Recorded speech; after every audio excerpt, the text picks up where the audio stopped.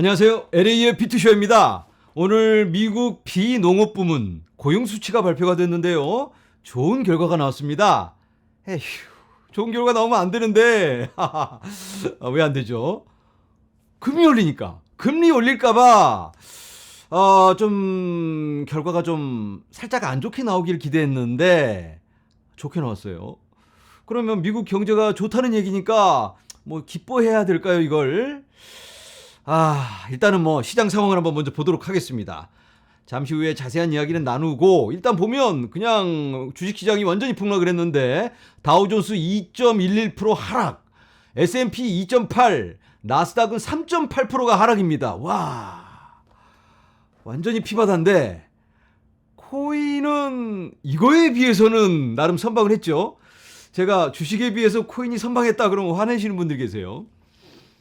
옛날 같으면 나스닥 3.8% 빠지면 비트코인 뭐 7, 8% 빠지고 알트코인 어떻게 되죠? 그냥 뭐 흔적도 없이 사라져버리는 그런 경우가 많았는데 요즘은 좀 긍정적인 면을 봐야 되겠죠, 우리가. 괜찮잖아요. 그렇죠? 자, 어떤 결과가 나오는지 한번 보도록 하겠습니다. 바로 이겁니다. 지난 영상에서 제가 나누었는데 25만 5천 개의 새 일자리를 예상을 했습니다. 새로운 일자리. 그런데 26만 3천 개의 일자리가 추가가 되었습니다. 일자리가 새로 추가가 되었으니까 경제에 긍정적이다. 이렇게 볼 수가 있겠죠. 옛날 같으면 이거 그냥 좋아 하면서 파티를 하는 건데 지금은 그게 안 됩니다. 금리 올릴까 봐. 자, 그리고 이게 중요합니다. 실업률 3.7%를 예상했는데 3.5%가 나왔습니다. 그러니까 실직자가 줄었다. 이것도 기쁜 일이죠. 직장을 찾는 사람들한테는 아주 좋은 소식일 수가 있겠죠. 기뻐해야 될 것 같은데 그렇게 기쁘지는 않습니다. 그리고 월간 평균 시간당 수입은 0.3%를 예상했는데 그대로 0.3%가 올랐습니다. 평균 시간당 수입 전년 대비는 5%가 올랐고, 그런데 인플레이션이 지금 8%가 넘잖아요. 5% 올라가지고는 사람들의 삶이 더 어려워지는 거죠. 지난번 FOMC 미팅 때 연준의 제롬 파월이 뭐라고 했죠? 연준은 딱 두 가지가 목표다. 첫 번째는 물가 안정, 그리고 그 다음이 고용 수치, 고용의 안정. 이게 너무나 중요한데 물가 안정보다는 고용에 대해서 굉장히 많은 신경을 쓰는 모습을 보입니다. 굉장히 거기에 대해서 강조를 했는데 지금 분위기가 이렇게 하락하고는 있지만 그래도 고용시장이 너무나 건강하다. 이렇게나 건강하니까 금리 막 올려도 된다. 인플레이션 끄집어 내리려면 고통을 좀 나눠야 되는데 고통 분담을 해야 하는데 충분히 버틸 수 있다. 맷집 좋다. 이런 얘기거든요. 금리를 올리면 어떻게 되죠? 사람들의 삶이 어려워집니다. 그러면 수요가 줄어들게 되겠죠. 연준의 이 접근 방법은 사람들을 망가뜨려서 힘들게 만들어서 가난하게 만들어서 소비를 못하게, 이게 방법입니다 지금. 그런데 연준에서 지난번에 얘기한 것 중에 굉장히 중요한 게 있는데 이게 뭐냐면 9인당 실업자 수 일자리가 하나 있습니다. 그러면 이 일자리에 지원하는 사람들이 몇 명이 있느냐? 지금 현재 여기 와 있습니다. 우리가 여기 0.5개에서 0.6개로 겨우 올라갔는데 지금, 그러니까 일자리가 두 개가 있다. 한 명이 일자리를 찾으러 다니면.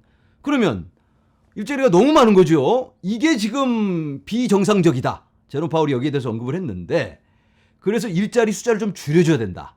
일자리 숫자를 줄여주려면 어떻게 되죠? 기업을 힘들게 해야 됩니다. 금리 팍팍 올려서 이 기업들이 대출 못하게 하고 어려운 삶을 살게 하고 소비도 줄어들어서 장사 안 되게 하고, 그래서 일자리가 자연스럽게 줄어들게. 그래서 일자리랑 이 구직자 수의 밸런스가 좀 맞게 해줘야 된다.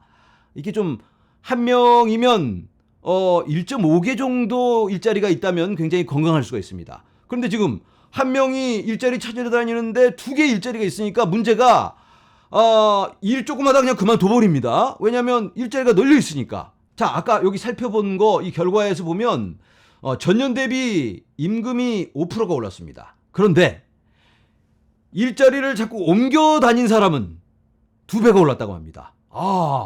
일자리가 너무나 많으니까 서로 오라고 그럽니다. 지금 캘리포니아 같은 경우가 최저임금이 $15입니다. 시간당. 그런데 $15 준다고 구인 광고 내면 아무도 지원 안 합니다. 아무도. 적어도 $18는 줘야 됩니다. 제가 투자하고 있는 식당에서도 경험이 전혀 없는, 일한 경험이 전혀 없는 고등학생이 와도 $18는 줘야지 일을 합니다.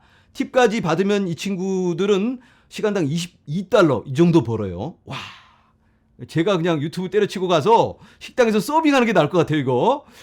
이거 좀 너무 과하죠? 경험도 전혀 없는 고등학생이 왔는데 그렇게나 많이 줘도, 고등학생이 이제 경험 좀 쌓으면 두세 달 일하면 이제 경험 딱 쌓고 이제 빠삭하게 꿰죠? 그러면 이제 여기저기 또 이력서를 냅니다. 그리고 돈 더 줄 사람 찾다가 내가 더 줄게 하면 또 그리 옮겨가는 거예요. 이러니까 이 비즈니스들도 너무나 힘들고 어렵습니다. 그리고 또 한 가지 중요한 게 여기 실업률 3.5%로 줄었다고 했죠.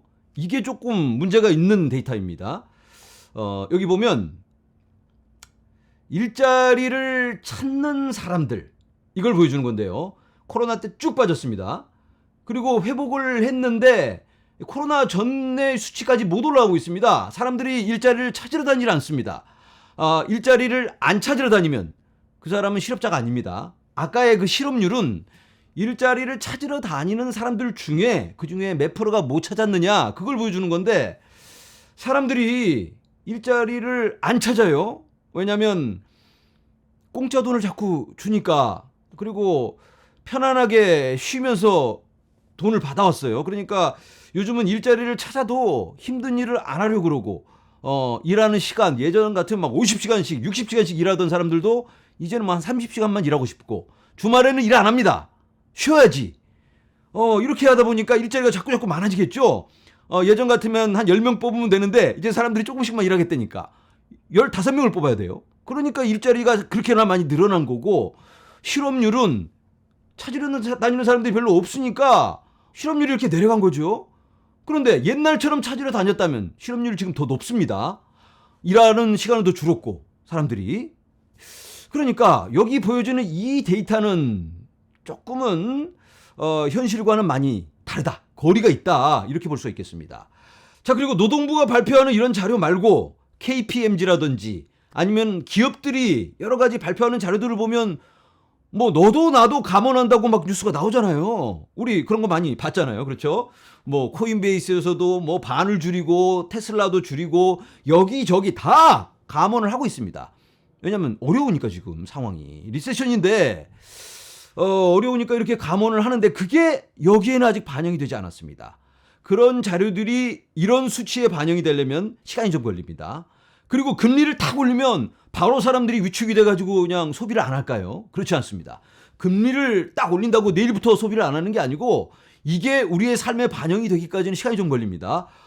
크레딧 카드 핀 내려다 보니까 아유 더 내야 되네, 이제 조금 줄여야 되겠네. 그러면서도 뭐 내일부터 줄이지 하면서 오늘 또 막 사 먹어요. 이렇게 삶에 차근차근 쪼들려 가다 보면 그때 이제 좀 억제가 되겠죠. 그래서 금리를 올린다고 소비가 팍 줄어드는 건 아니니까 시간이 좀 걸린다. 자, 그래서 이런 금리를 올려서 소비를 억제시키는 건 이게 몇 달이나 걸릴 수 있는데, 이 소비가 안 내려간다고 이놈들 아직도 소비를 하고 더 올리면 이거 이 소비자들, 사람들 초토화돼 있을 때쯤엔 이거 어떻게 하죠? 너무나 우리가 너무 세게 했나? 다 죽어버렸네. 이거 안 되겠다. 금리 내리면 다시 살아나나요, 이거? 시간이 또 걸립니다, 시간이. 그래서 연준에 대한 지금 강한 비판이 일고 있는데요. 금리 올릴 거면 진짜 그렇게 했어야지. 이제 와서 이렇게 한꺼번에 팍팍팍 올리면 사람들 이거 다 죽어나가는데, 이거 뭔가 굉장히 큰 실수를 하고 있는 게 아닌가, 이런 지적이 있다. 자, 어쨌든 뭐 안타까운 상황이지만 시장은 여기에 대해서 어떻게 반응하는지 보도록 하겠습니다. 지금 3주하고 4일이 남았는데 시장의 예상은 이제는 3.75, 그러니까 0.7% 인상이다. 83.8%가 그렇게 예상하고 있습니다. 거의 굳어지는 분위기죠. 그런데 이게 아직 확정적은 아닙니다. 왜냐하면 좀 더 지켜보면서 다른 경제 지표도 봐야 되겠죠. 더 중요한 지표가 하나 남았는데 뭐죠? 바로 10월 13일에 발표되는 소비자 물가지수 CPI, 일주일 남았는데 전문가들의 예상은 8.1%. 그러면 8.1% 밑으로 나온다면 이것도 뭐 반전을 예상해 볼 수가 있을까요? 이거 어렵겠죠. 왜냐면 고용 수치가 아까 너무나 좋게 나왔잖아요. 그러니까 어정쩡하게 살짝 밑으로 나와가지고는 얘기가 안 됩니다. 그래서 뭐 7.9, 8% 이렇게 나온다면 시장의 예상대로 0.75% 이렇게 긴축적인 정책으로 계속 이어갈 것 같고, 아까 말씀드린 고용 시장도 지금 좀 밸런스가 안 맞으니까. 그런데 갑자기 또 뭐 7.5 이렇게 나온다면 그때는 또 다른 가능성이 생길 수 있겠죠. 그래서 10월 13일 이날도 뭔가 좀 쉽지는 않겠지만 좀 반전이 있기를 한번 기대를 해볼 수가 있을 것 같습니다. 네, 영상을 마무리합니다. 오늘 발표된 고용 수치, 조금은 아쉬운 결과인데요. 지금의 이 거시 경제만 놓고 보자면 고통의 시간은 좀 더 길어지지 않을까, 이런 생각이 듭니다. 그리고 또 지정학적 위기, 여러 이런 불안 요소가 너무나 많습니다. 전쟁이, 이놈의 전쟁이 도대체 언제 끝날지, 핵이 어쩌고 저쩌고 이딴 소리나 해야 되니까 지금 참 우리에게 희망은 도대체 없는 걸까, 이런 생각까지도 들 수 있는 그런 상황이 이어지고 있죠.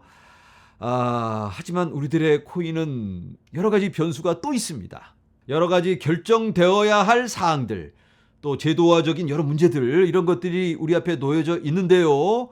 우리가 미래를 알 수가 없기 때문에 그냥 바라기만 해야 하는데, 힘든 시간이지만 우리가 끝까지 희망을 잃지 않고 우리의 갈 길을 가야 할 것만 같습니다. 오늘은 여기서 인사를 드리도록 하겠습니다. 여러분들 모두 힘내시기 바랍니다. 다음 영상에서 찾아뵙도록 하겠습니다. 여러분, 감사합니다.